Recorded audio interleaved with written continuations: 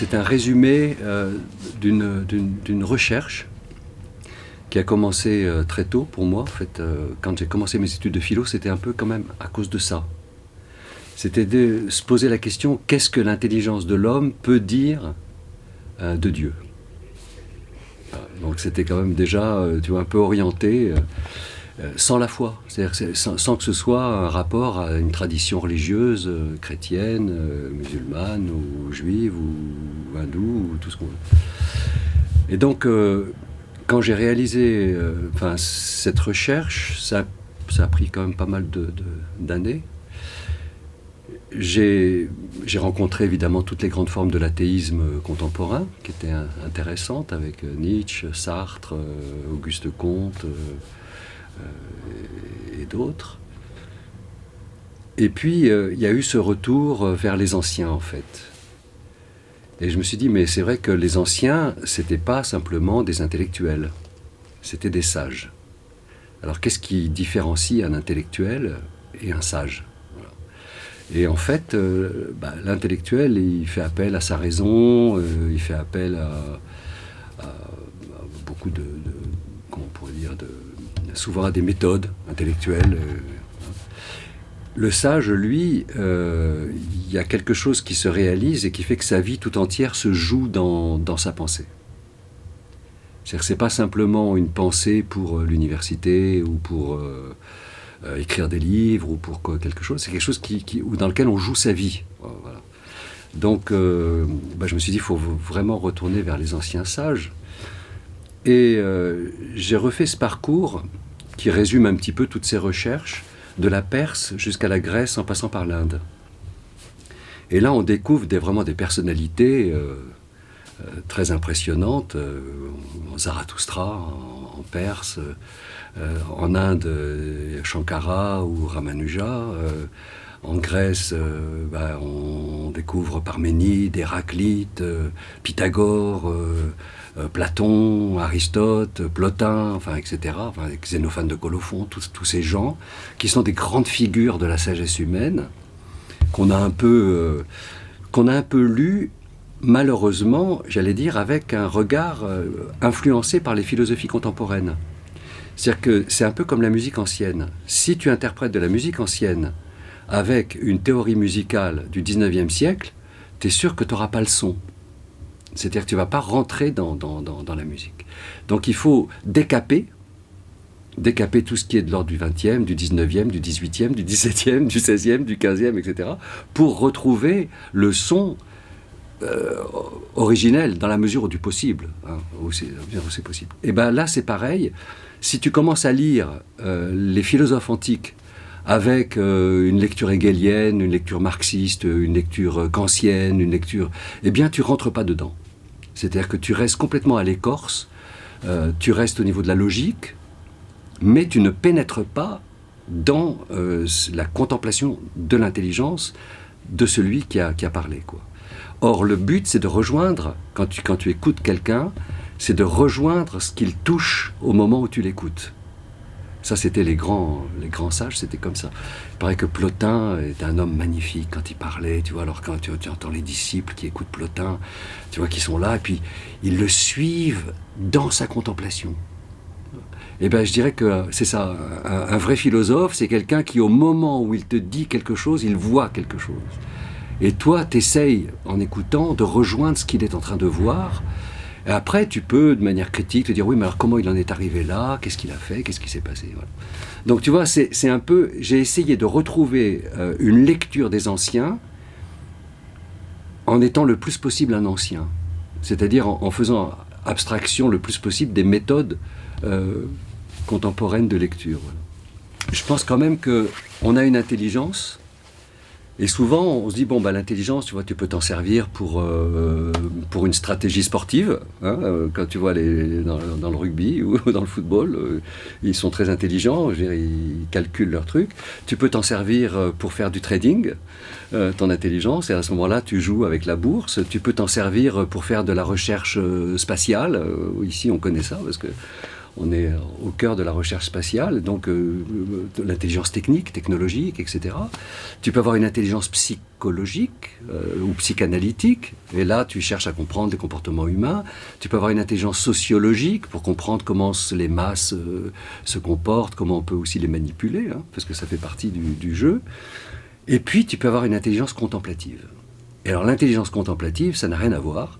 C'est une intelligence qui regarde le réel déjà avec bienveillance, pas pour l'utiliser. C'est une intelligence qui regarde le réel pour le comprendre pour lui-même. Donc ça implique tout de suite une dimension de l'intelligence qui est beaucoup plus humble. Parce que tu ne regardes pas les choses pour les modifier, tu ne regardes pas les choses pour les utiliser, pour en tirer profit. Tu regardes les choses d'abord pour elles-mêmes. Ensuite, l'intelligence, elle est aussi le pilote de notre vie. C'est-à-dire que quand tu organises ta vie, il faut un pilote, savoir où est-ce que je vais, pourquoi j'y vais.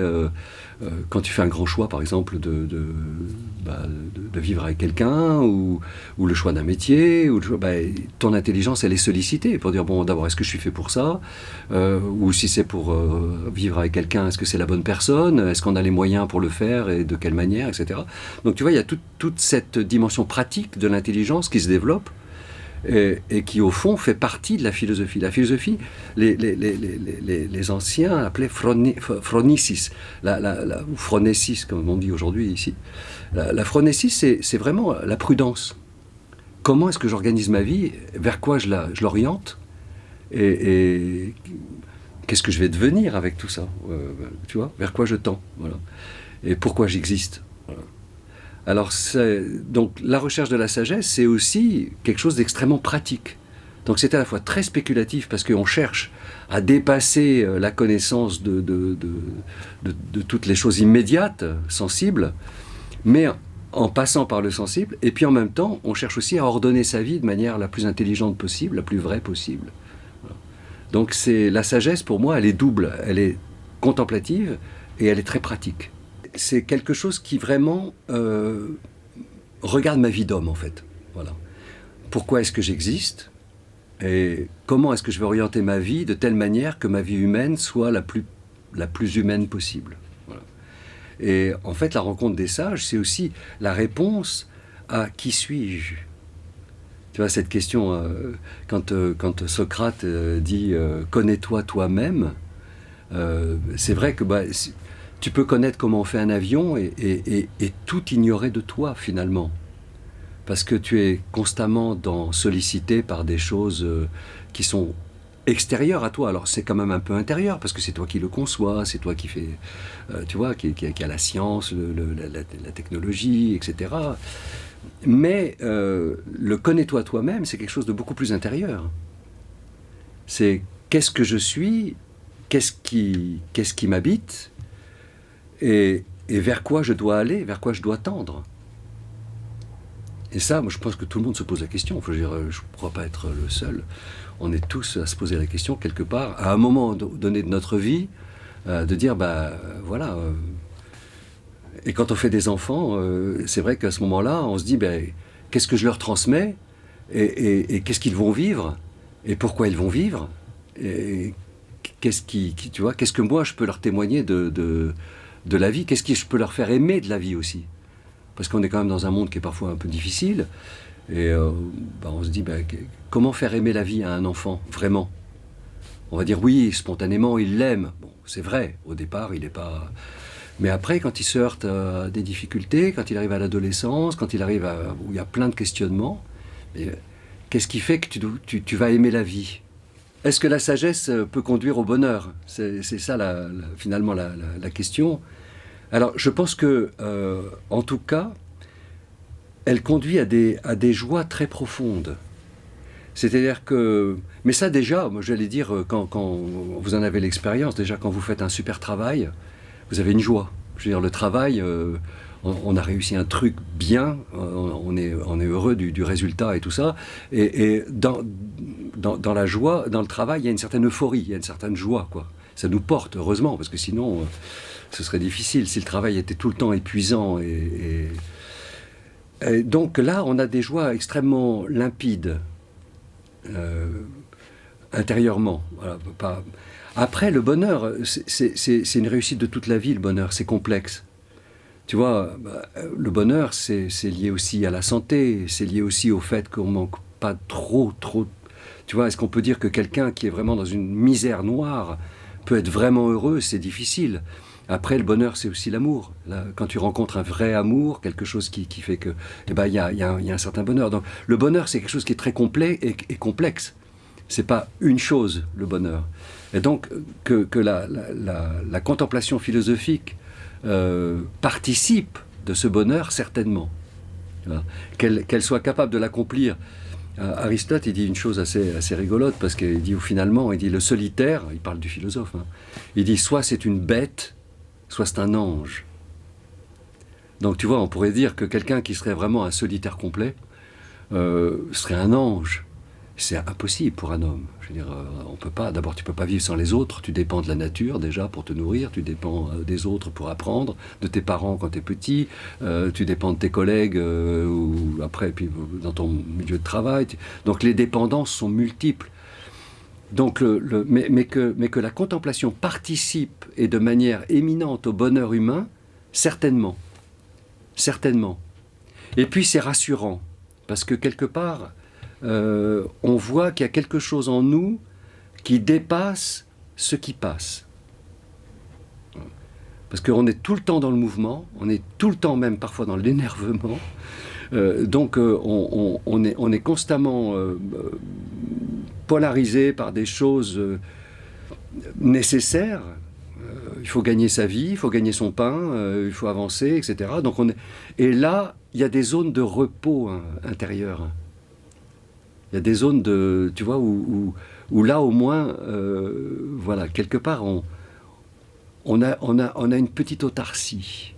Il y a un endroit où on touche quelque chose qui est stable.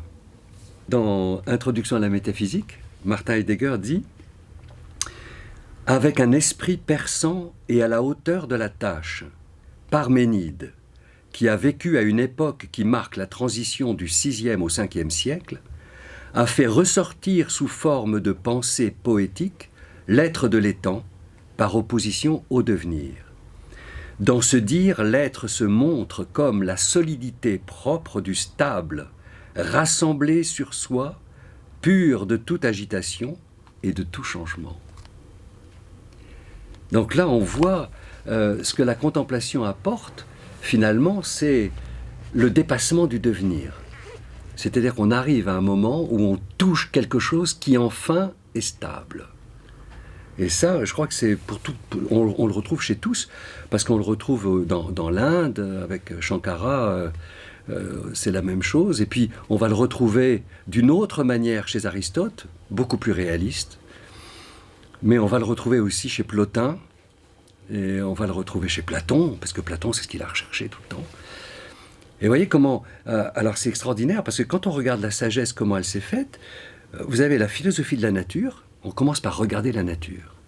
Pour elle-même, pas comme le physicien moderne, qui, lui, regarde la nature pour voir la manière dont on peut la maîtriser, la manière dont on peut la transformer, etc. Non, non, et on la regarde pour elle-même.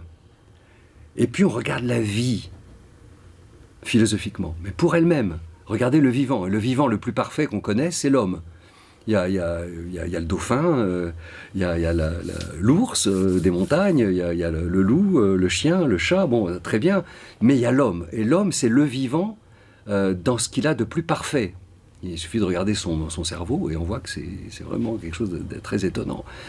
Bon, et puis, au-delà de ça, il y a là ce qu'on appelle la métaphysique. C'est-à-dire, finalement, toutes ces réalités qui existent, est-ce qu'elles vont être premières ou est-ce qu'il y a quelque chose qui est au-delà? Alors moi, je pense aussi qu'une chose très intéressante, mais bon, qui a peu d'audience, je pense, aujourd'hui, parce qu'on est beaucoup plus dans les oppositions, mais je pense qu'une vraie sagesse philosophique devrait permettre aux hommes religieux des différentes confessions, au moins d'avoir un terrain d'entente, c'est-à-dire un terrain de réflexion commune. Parce que c'est très bien de faire référence à sa foi, et bon, c'est pour un homme religieux croyant, c'est normal qu'il fasse référence à sa foi. Mais Tu ne peux pas obliger les autres à avoir la même foi que toi. Si tu as la foi, tant mieux, c'est une très bonne chose. Mais l'autre, celui qui naît dans un pays musulman, souvent il naît musulman et il meurt musulman. Celui qui naît dans un pays catholique, il est catholique. Et puis celui qui naît dans un pays dans l'Inde, souvent il est hindou, etc. Donc il reçoit tout ça dès la naissance. Et donc c'est quelque chose qui est très prégnant, par le milieu, par les textes, par l'éducation. Or là, on a quelque chose qui nous permet de réfléchir sur l'homme, sur la nature, sur la vie, sur l'âme, et sur l'être, et puis de se dire, mais au fond, est-ce qu'il existe réellement quelque chose qui est au-delà de tout ça? Et si ça existe, qu'est-ce que c'est? Comment ça est? Et quelle est la relation du reste avec cette réalité? Voilà. Et ça, c'est les sages philosophiques. Parce qu'il y a des sages croyants et des sages philosophiques. Et c'est très intéressant. Moi, je pense que... Alors, c'est des livres, évidemment, c'est pas des livres qu'on peut lire de manière très rapide, parce que à chaque fois, tu as tout un parcours. Mais j'espère que ça donnera aussi envie de les lire dans les textes. Alors, j'ai cité des textes quand même pas mal, mais c'est vrai que c'est bien de retourner aux textes originaux, sans leur appliquer immédiatement nos a priori d'hommes modernes du XXe siècle. Voilà, en essayant de se mettre vraiment à l'école de ces sages anciens. C'est ce que j'ai essayé de faire.